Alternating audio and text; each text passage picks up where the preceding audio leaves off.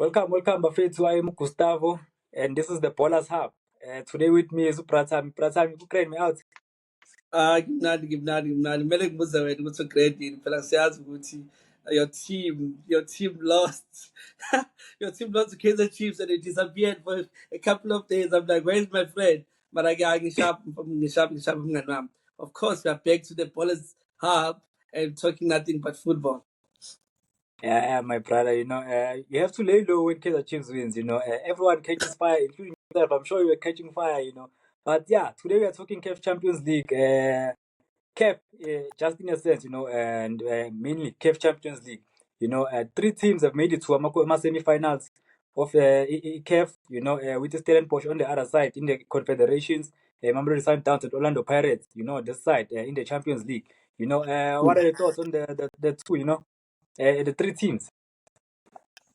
My brother, it's exciting times for South African football, and I think I used to say. Let me start with Stellenbosch. I used to say. I'm not sure. People are starting to say, or rather, we're starting to say, do we have the new big three in South African football? I mean, talking about Mamelodi Sundowns being number one, of course, and since they've been dominant in the past 8 years or so, and then we've got Orlando Pirates who are back now. I mean, that's why you see almost every weekend Orlando Stadium is buzzing and it's full. And then, of course, down in the wildlands of Stellenbosch, you've got an exciting team. I'm not sure if we can still call it a small team or what. I don't know where we put it in the categories, but something exciting is happening in the wildlands. In their first attempt ever, my brother, they've made it to the semi-finals and beating not a small team. I mean, going all the way to win against Zamalek in Egypt, it can only say something good is happening in South African football, my brother. Yeah, I think we are in a rise, in terms of our football. Having three teams, I think we are the country with the most teams currently in the semi-final stages. With Egypt following us, with two teams. I stand to say there. But what are your thoughts on the rise of South African football and where we are heading in a possible dominance, in Let me tell you the truth. Currently, South Africa is the best nation in Africa in Africa when it comes to football. Um, there's so many factors. I'm going to break it down for you. One will have to say probably people are going to talk Hugo Bros. People are going to talk the investment made by Patrice Motsepe and Mamelodi Sundowns because I believe they transform South African football. I'm talking about giving pleasure to other teams in terms of recognizing the quality of players, in terms of the salaries. You can go in and speak and recognize Ivan Koza, the impact in terms of the PSL itself. I mean, when you talk Bafana, 70% of those players are from Mamelodi Sundowns and Orlando Pirates, and all those players are currently playing in South Africa. And then you go as far as looking at other factors like the impact of DDC. I'm saying this because now look at the transition between the DDC and the PSL. Look at the number of young stars that are coming from that league. And it's not just that. My brother, I was just before the video, I was actually going through the NFD. I'm looking at the quality in that division. I'm looking at the competition. I think number one, which is Durban City, they've got 46 points. Number two, number three, number four is 40, 40, 40, and then you go to 36, 36, 36. The exact competition that you find in the PSN. That's the third factor. And then of course, we for me, I think we were lucky to get a coach that believes in what we have in the country. I've seen in the past where coaches come in, especially foreign coaches, whom will only say, okay, you know what, I'm looking at the players that are based in Europe, and you find out that those players are not even playing in their teams. Those players are struggling to make it even in the matchday squad. We've got Hugo Bruce who has come into South Africa. He's very, somebody would say, I'll use the word arrogant, but in a more positive of ways, because he has actually managed to deal with the pressure that normally comes with coaching by Bafana, the pressure coming from agents to use those players. Agents are powerful, or they used to be very powerful in South Africa. Agents will push for their players to play in Bafana, to be part of. We've got a coach that believes in the players that are currently playing playing for their teams. It doesn't matter where they're playing. It doesn't matter in which team you're playing for, as long as you're performing. And then the impact of Mamelodi Sundowns. Let us be honest. I'm talking Mamelodi Sundowns at large. I always say the foundation was laid by Peter Masimane. He laid for foundation, and then Coach Luan Mkwena, I just took the level. I mean, Mamelodi Sundowns and Bafana to another level, because the majority of the players that got the bronze medal in the previous AFCON were coming from Mamelodi Sundowns. And Hugo Bruce, what I loved about him is that he could see, because he just built everything around that. That's why he just went to whether it's Kukune to get a Mobi, went to Orlando Pirates to get a Spisi, a Kogi, a Makopa, whoever, just to add in whatever is existing. Then we go to the major factor, the standard of the league in South Africa. I think that's one thing we need to recognize. Ivan Koza, I think we need to give him flowers while he's still around. I remember when he was still trying to get sponsors, the sponsorships, trying to get the STV, trying to get all the sponsors that we have currently. And now we have the DTC that is actually producing or has produced the right of Abakukwan, the right of about 11 Mfugeng, Koza, latest Abombogat. We can name so many quality players coming from that league. And it's because of the infrastructure and because of the sponsor. That is why now it's easy for us to actually attract. I think in the next 5 years, we are going to attract the best players coming from North Africa, because obviously we used to struggle to get those players because they believe that, okay, if I'm from Morocco, I'm from Algeria, I'm from Egypt, I'm from Tunisia, that the next or the closest gate for them is to go to France. But now we are seeing the change. Then check again as I close when on Gustav. We have a Fatu Davies that is coaching in Tanzania and doing well. He has taken his team to the semi-finals because they're going to play against Stellenbosch. You've got the Rulani Mokwena, who has followed in the footsteps of Peter Masimane, taking the hot. It's not easy to coach in North Africa, my brother. People can say whatever they want to say. The challenge for a black coach to go there is something else. The player, Elias Mokwana, I think he has made history, the first player to go and play in Egypt, in Tunisia. That speaks volumes of South African football. We also have other players playing in Africa as well. Even the Pyramids, that I think there's a player that used to play for Cape Town City, he's playing for Pyramids. There's so many factors. But the main factor for me, my brother, speaks of the standard of the league, the quality of infrastructure, the money involved, the competition from all teams. We always analyze games and it's unpredictable. Yeah, I hear you, my brother. Well said, well said. I think we are heading in the right direction. If we can continue with this intensity, we can find ourselves dominating this competition. This CAF Champions League, the Confederation. You can find ourselves dominating. When it comes to AFCON, and be regulars. When it comes to competitions such like the World Cup. But now you have two teams. That's at the highlight of everything. You have Orlando Pirates, you have Mamelodi Sundowns. One's on the other end, one's on the other end. Currently we have all Egypt versus South African semi-final. And what does this mean?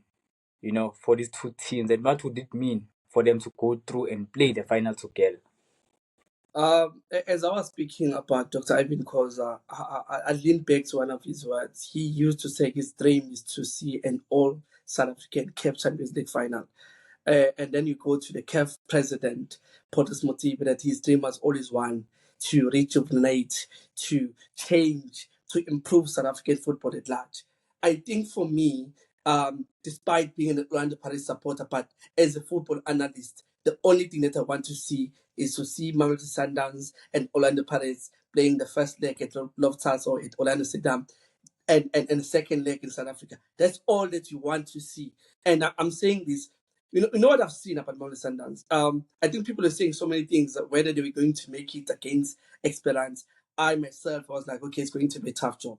But you know what they've done in the past 8 years? They always get the job done, and it's going to be a tricky one.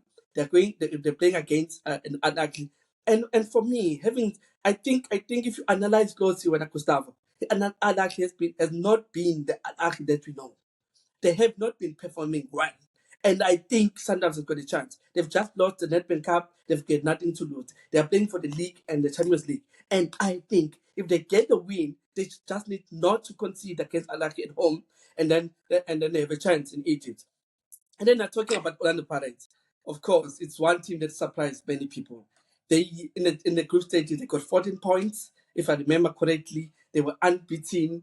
They in their group, it was not an easy group, a group of third, the so-called group of third. They went to Morocco. They got a win. They recently went to Algeria against everything, the atmosphere, the refereeing, the typical CAF Champions League. And then they came back at home. They were able to defend. I know that we're still going to analyze this game, but I'm going to tell you something. Riviero, Coach Riviero, has transformed. I'm not sure if people are saying that Orlando Pirates is a very defensive team lately. They just get it done. They're defensively sound and wait and play on counter attacks. They're going to play against the Pyramids, a new team in terms of African football. I think they've been doing well in CAF conventions in the past 2 years or so. But they are a force to be reckoned with in Egypt. They have resources, they've got the money, and it's going to be very tough for Orlando Pirates. But I also believe at Orlando Stadium, we need to get it right. If we get a 2-0 win, if we get a scoreline without conceding, we have a chance, my brother. Yeah, it's that, you said it well, when it comes to these two teams, and I think we'd all appreciate that final. That final guarantees us either team a second star, you know.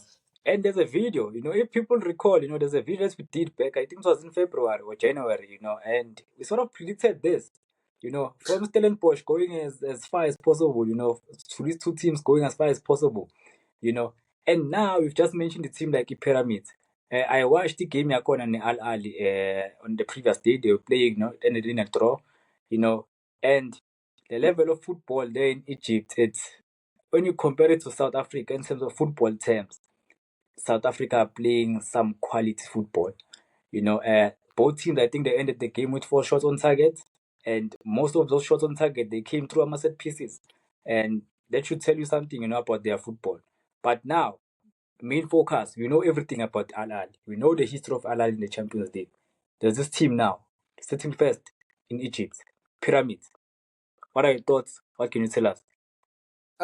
As I said, my brother, I think this is a team that was recently founded in 2008, if I'm not mistaken. And of course, as you call it, Pyramids, named famously after those infrastructures from Egypt, the pyramid. It's a new team in terms of CAF, because just like Stellenbosch, Stellenbosch are playing their first ever CAF a Conventions Cup and they're in the semi-finals. Pyramids are playing their first ever CAF Champions League and they're in the semi-finals. It's a team, yeah, they have our own Fredley Decay. From obviously we used to play for Cape Town City.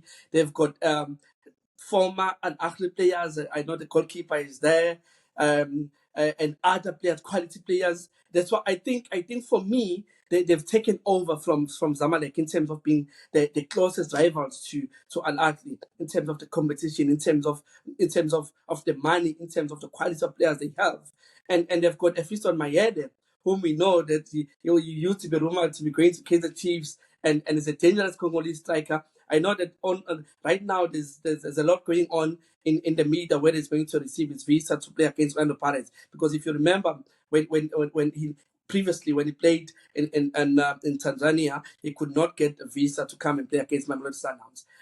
Of course, we are going to break it down in terms of the technical side of things. Gustavo. But like you said, what I've noticed about Pyramids, they score a lot of goals. They love to have the ball. They press a lot.